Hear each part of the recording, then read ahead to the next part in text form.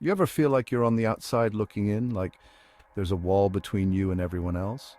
That's loneliness, folks, and it's more common than you think. But here's the thing. Loneliness ain't a one-size-fits-all kind of deal. There are different types of loneliness, each with its own set of symptoms and causes. Now, I know talking about feelings might not be everyone's cup of tea, but trust me on this one. Understanding what kind of lonely you're dealing with is the first step to tackling it head on.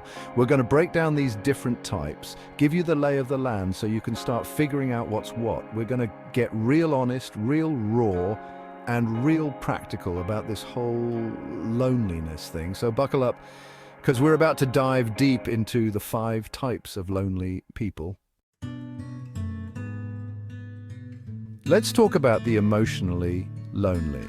Those who feel isolated even in a crowd. They're surrounded by people, maybe even in relationships, but still feel empty inside. They're lacking that deep, meaningful connection with someone who truly gets them. It's like they're starving for intimacy, for someone to share their hopes and dreams with, someone to confide in when life throws those curveballs, someone who can offer a shoulder to lean on. They might put on a brave face, but deep down they're yearning for that emotional bond. This type of loneliness can stem from past trauma, low self-esteem, or fear of vulnerability. They might have trouble opening up, forming close connections tough. They might withdraw from social situations, highlighting that feeling of emptiness. But pushing people away only reinforces that loneliness, making it harder to break the cycle. They need to learn how to build healthy, supportive relationships, ones that nourish their soul, and be willing to take a chance on letting someone in, despite the risks, the rewards, that feeling of connection, of belonging. That's what makes life rich and meaningful. The socially lonely experience a unique kind of isolation. They feel like they're on the outside looking in, watching life from behind a glass wall, surrounded by people yet feeling invisible, like a shadow blending into the background. They crave a sense of community, a place to feel at home. In today's fast-paced world, this loneliness is common, especially with social media. Seeing others live their best lives can make them feel like they're missing out. They might struggle to make friends, initiate conversations, or put themselves out there, but small steps can lead to big changes over time. Join a club, take a class, volunteer. These are great ways to meet like-minded people. That awkward first conversation could lead to a lifelong friendship. Take that first step. Chapter 3. The situationally lonely, alone in a new reality. Let's talk about situational loneliness. This one's all about circumstance, a change in your life that leaves you feeling isolated and alone. Maybe you just moved to a new city, started a new job, or went through a breakup. Whatever the reason, your usual support system isn't there and you're feeling the sting of being on your own. Now, this type of loneliness, it's often temporary, but that doesn't make it any less real or any less painful. You're grieving the loss of your old life, your old routine, the people who used to be a constant presence.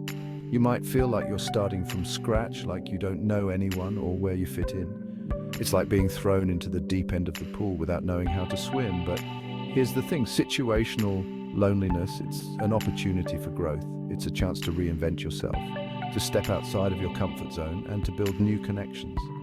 Instead of focusing on what you've lost, try to focus on what you can gain. Explore your new surroundings, join a gym, take a cooking class, volunteer at a local charity. The key is to get out there and engage with the world around you. Remember, everyone feels lonely sometimes, especially during times of transition. Don't be afraid to reach out to people, to strike up conversations, to let them know you're new in town and looking to make friends. You might be surprised by how welcoming people can be. Embrace the new opportunities that come your way. This is your chance to discover new passions and interests. Remember, every ending is a new beginning, so take that step forward and embrace your new reality with open arms. Chapter 4. The chronically lonely trapped in a cycle of isolation. Now, chronic loneliness, that's a whole different ballgame. These folks, they've been struggling with loneliness for a long time, years even. It's become a part of their identity, a constant companion that whispers doubts and fears in their ear. They might have experienced a series of losses, betrayals, or disappointments that have left them feeling jaded and hopeless. They might have underlying mental health issues like depression or anxiety that fuel their isolation. These folks, they might withdraw from social situations altogether, convinced that no one understands them or wants to be around them. They might isolate themselves in their homes, their loneliness becoming a self-fulfilling prophecy. Now, chronic loneliness, it's not something you can just snap your fingers and fix. It's a complex issue that often requires professional help. Therapy can provide a safe and supportive space to explore the root causes of their loneliness, to challenge negative thought patterns, and to develop healthy coping mechanisms. It's about breaking down those walls they've built up around themselves, brick by brick, and learning to trust again, to connect again, to believe that they are worthy of love and belonging. It's a long and winding road, but with the right support, even those who feel chronically lonely can find their way back to connection and fulfillment.